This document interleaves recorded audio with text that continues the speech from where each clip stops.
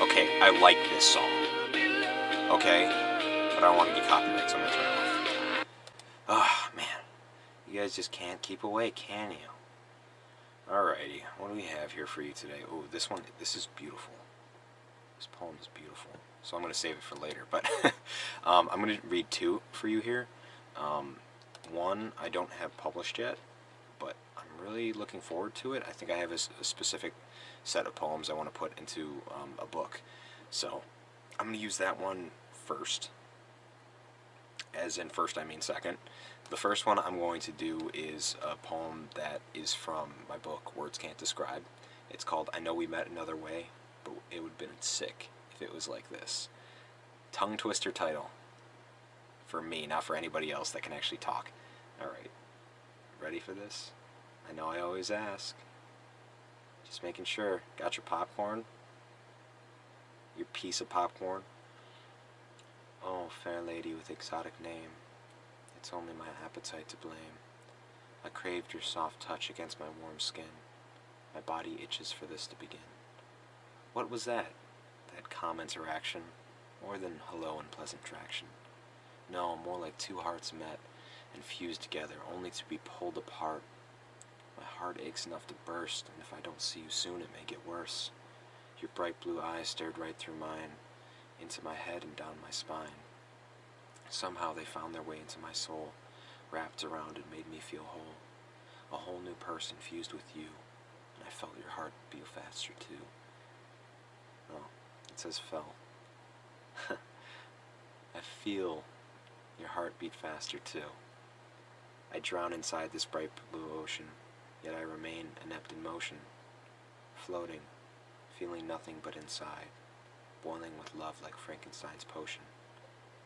Yet I dare not move, lest I endanger losing hold of this moment of bliss. Alright, not bad, not bad. Only screwed up once or twice in that one. So the deal with this poem is I wrote this as a fantasy.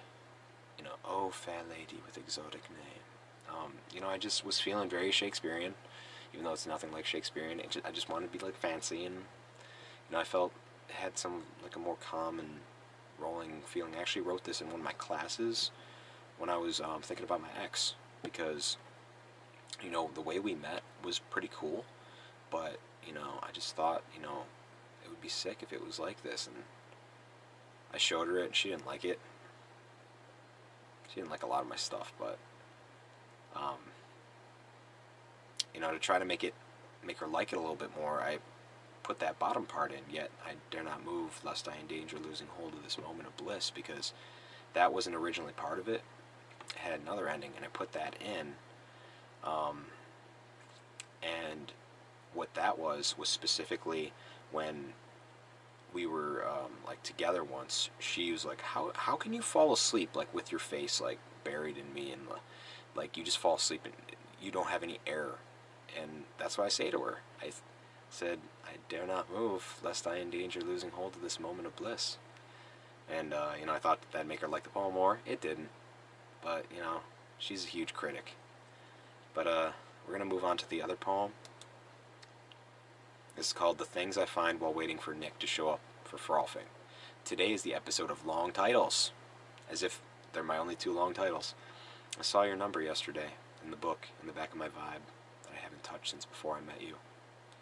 I burned the other avenues, set fire to social media, spread disease through words, both written and spoken. I'm wiped clean of you, from my phone, my Five, everything I could find. You're lactose, I'm intolerant. I give you substance, you give back shit. I'm a quiet drive in the country, you're motion sickness. I give you freedom, you give me the quarters to feed the machine, blasting cold water on the Vibe, relinquishing the Cobalt Cruiser from a layer of vomit that will appear gone, but always be there. It'll be there just like the stain on the front seat, the stain on the back seat, and an ash.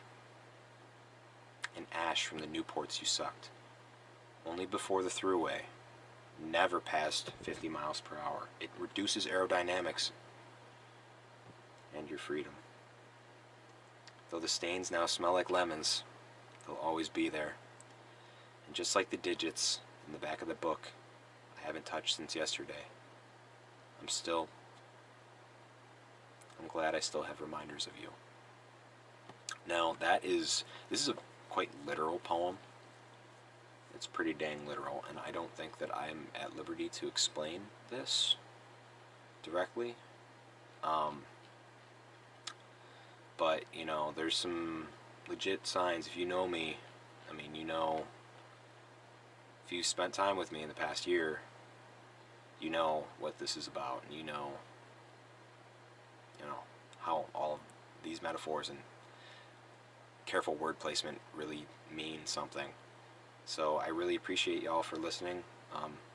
Those 2 or 3 of you, y'all some good friends. I appreciate you. But yeah, maybe one day when I'm not feeling like I am now, a little lower than usual, maybe I'll explain it word for word. But thank you guys so much. You know, I'm still feeling a little low, so I'm not going to bore you with country names. That's how it goes. I don't think anyone even watches that long anyway. So, confidence is the king.